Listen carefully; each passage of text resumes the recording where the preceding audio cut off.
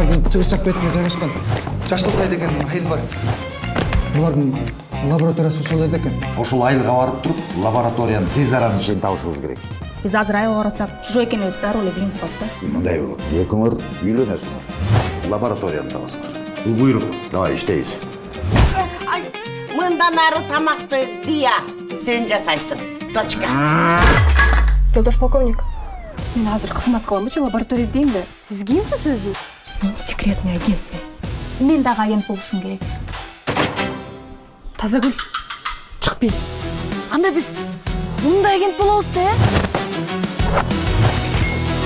Это что такое? Мы же агенты с прикрытием.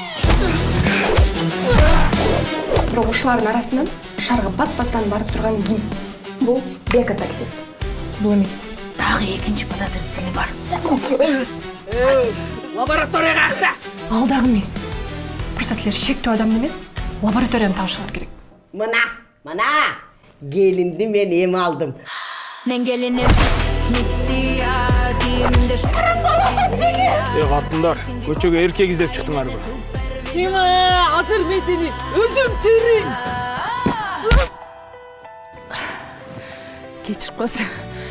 Жеңем териткен.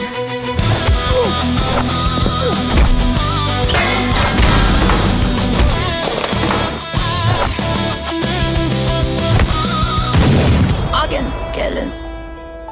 Я вами очень горжусь. Девочки, на душе так потихо стало.